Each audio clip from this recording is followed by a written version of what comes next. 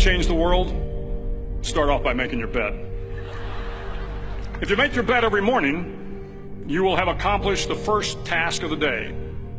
It will give you a small sense of pride, and it will encourage you to do another task, and another, and another. And by the end of the day, that one task completed will have turned into many tasks completed. Making your bed will also reinforce the fact that the little things in life matter. If you can't do the little things right, you'll never be able to do the big things right. And if by chance you have a miserable day, you will come home to a bed that is made, that you made. And a made bed gives you encouragement that tomorrow will be better. To pass SEAL training, there are a series of long swims that must be completed. One is the night swim. Before the swim, the instructors joyfully brief the students on all the species of sharks that inhabit the waters off San Clemente. They assure you, however, that no student has ever been eaten by a shark, at least not that they can remember. But you are also taught that if a shark begins to circle your position, stand your ground. Do not swim away. Do not act afraid. And if the shark, hungry for a midnight snack, darts towards you, then summons up all your strength and punch him in the snout, and he will turn and swim away. There are a lot of sharks in the world. If you hope to complete the swim, you will have to deal with them. So if you want to change the world, don't back down from the sharks. Over a few weeks of difficult training, my SEAL class, which started with 150 men, was down to just 42. There were now 6 boat crews of 7 men each. I was in the boat with the tall guys, but the best boat crew we had was made up of the little guys, the Munchkin crew, we called them. No one was over 5'5".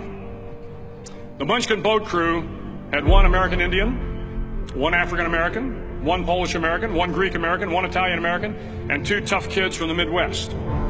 They out-paddled, outran, and outswam all the other boat crews. The big men in the other boat crews would always make good-natured fun of the tiny little flippers the Munchkins put on their tiny little feet prior to every swim. But somehow these little guys from every corner of the nation and the world always had the last laugh, swimming faster than everyone and reaching the shore long before the rest of us. SEAL training was a great equalizer. Nothing mattered but your will to succeed, not your color, not your ethnic background, not your education, not your social status. If you want to change the world, measure a person by the size of their heart, not by the size of their flippers. The 9th week of training is referred to as Hell Week. It is 6 days of no sleep, constant physical and mental harassment, and 1 special day at the Mud Flats. The Mud Flats are an area between San Diego and Tijuana where the water runs off and creates the Tijuana Sloughs, a swampy patch of terrain where the mud will engulf you. It is on Wednesday of Hell Week that you paddle down to the Mud Flats and spend the next 15 hours trying to survive the freezing cold, the howling wind, and the incessant pressure to quit from the instructors. As the sun began to set that Wednesday evening, my training class, having committed some egregious infraction to rules, was ordered into the mud. The mud consumed each man till there was nothing visible but our heads. The instructors told us we could leave the mud if only 5 men would quit. Only 5 men, just 5 men, and we could get out of the oppressive cold. Looking around the mud flat, it was apparent that some students were about to give up. It was still over 8 hours till the sun came up. 8 more hours of bone-chilling cold. The chattering teeth and the shivering moans of the trainees were so loud, it was hard to hear anything. And then one voice began to echo through the night. One voice raised in song. The song was terribly out of tune, but sung with great enthusiasm. One voice became 2, and 2 became 3, and before long, everyone in the class was singing. The instructors threatened us with more time in the mud if we kept up the singing, but the singing persisted, and somehow the mud seemed a little warmer, and the wind a little tamer, and the dawn not so far away. If I have learned anything in my time traveling the world, it is the power of hope.